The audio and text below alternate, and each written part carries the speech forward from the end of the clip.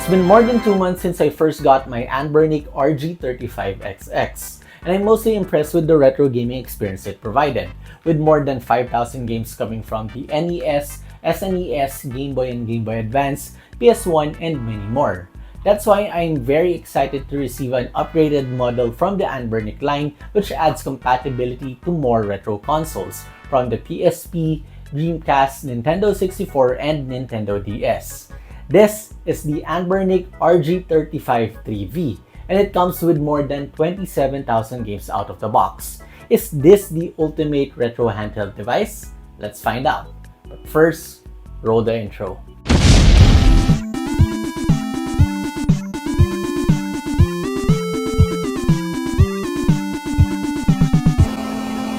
Zach, our GG Fist Bomb.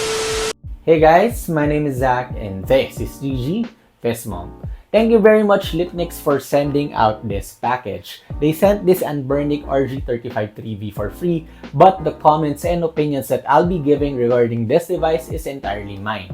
I'm not getting paid to do this video. Anyway, if you'll be interested in this item or in any other retro gaming consoles, Litnix is able to ship worldwide, and I'll be placing their link in the description. Now let's go ahead for a quick unboxing.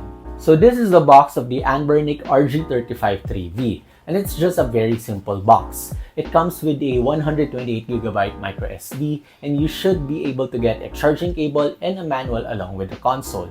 We'll be talking about the specs and details, but let's go ahead and open this up. Of course, we have the actual console, but before we get into that, let's take a look at the other inclusions. We do have a USB-C charging cable, some wipes, which you'll be using for the screen protector. And we also have the manual, which you can look through for any specific instructions. Anyway, let's put that aside for now and take a closer look at the actual device.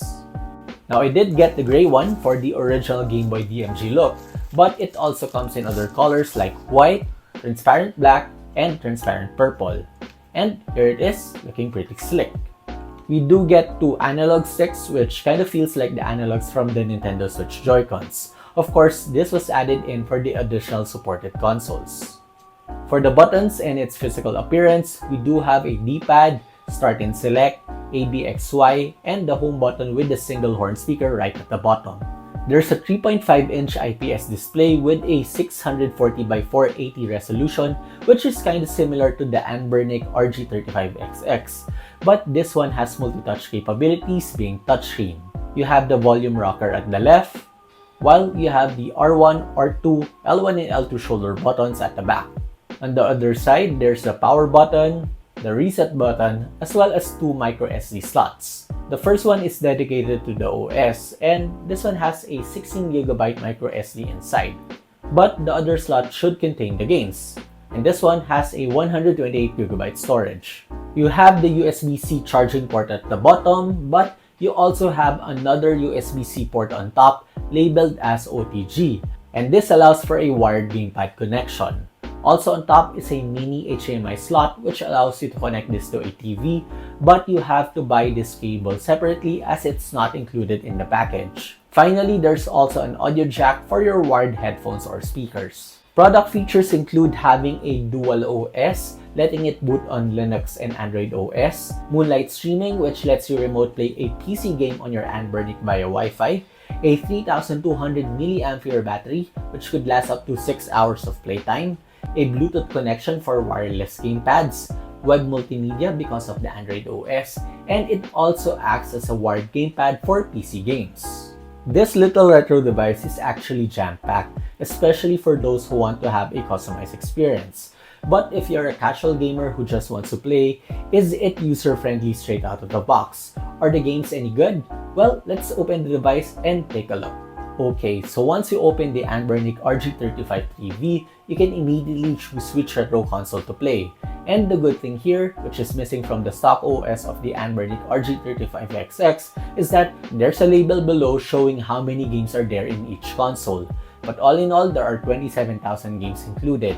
To make things easier, you can actually filter and search for specific titles. Let's say Pokemon, and all Pokemon titles from different consoles should appear. In terms of the console choices, there's Vertical Arcade, MAME, Final Burn, Wonders One Color, Capcom Play System 1, 2, and 3, MSX, PC Engine, NES, Game Boy, SNES, Nintendo 64, Game Boy Color, Game Boy Advance, Nintendo DS, OpenBOR, some ports, Sega Master System, Sega Mega Drive, Game Gear, Dreamcast, Neo Geo Pocket, PS1, and PSP. Now at this point, let's try some games and see how it runs. Let's start first with a PS1 title, Marvel vs. Capcom. Now given that this is an upgrade to the RG35XX, this game should definitely run smoothly.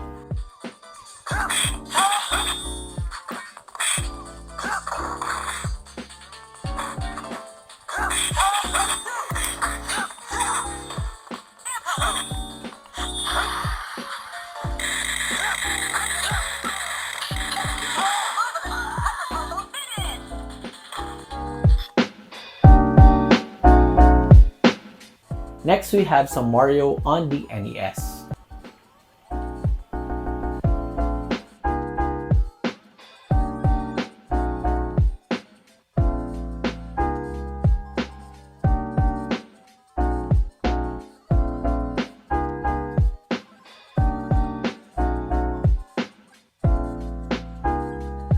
Next, let's try some games from consoles that are not on the RG35XX, starting with Super Smash Bros. On the Nintendo 64.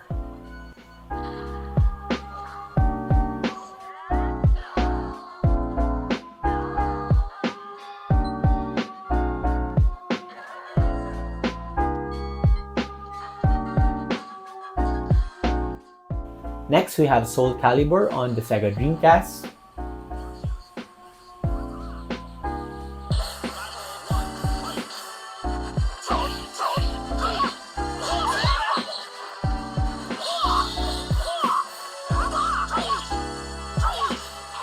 This is Tekken 6 on the PSP.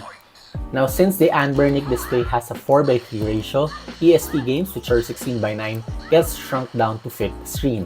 So if games are text heavy, you might have a hard time playing at a smaller screen. Otherwise, if it's all action, then I guess it's okay playing it here. This time we're trying the Nintendo DS. This is kind of a challenge given that we only have one small screen. But you can actually change the orientation and shift the view to a dual screen view or to one of the single screens either on the top or bottom. Either way, it's not really an optimal way to play the Nintendo DS here. Maybe some Pokemon games, but there's no mainline DS titles included.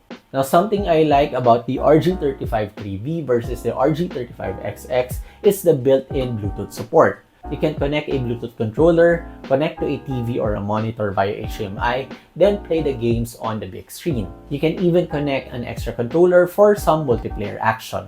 Now for the cons, something I noticed when playing some graphically better games is that there could be some stuttering. There could be some split-second freezing in some games, but most games built in are definitely playable. However, if you're placing additional games, don't think that everything that you can place in this system would run smoothly. An example of this is the God of War series on the PSP, which can encounter some frame skips. Some Nintendo DS titles may also struggle, given there's only a few titles included. So, is the Anbernic RG353V worth it? Well, if you don't have a retro handheld device like the RG35XX, the RG353V is something you can really consider buying given the abundance of games that you can play on such a small device. Sure, you can play all of that on an Android smartphone, but you won't have dedicated physical buttons and you consume battery life faster, which could be a problem if you're on the go. However, if you already have an Anbernic RG35XX, you don't really need to upgrade unless you really want that added PSP, Dreamcast, and Nintendo 64 console support. Anyway, what do you guys think of the Anbernic RG353V? Let's talk about it in the comments down below. And with that, I think we're done. If you found this video helpful, interesting, or entertaining, please leave a like and subscribe to my channel, then hit on that notification bell for more video game related content just like this. Again, I'm Zach, and this is GG. Fist bump.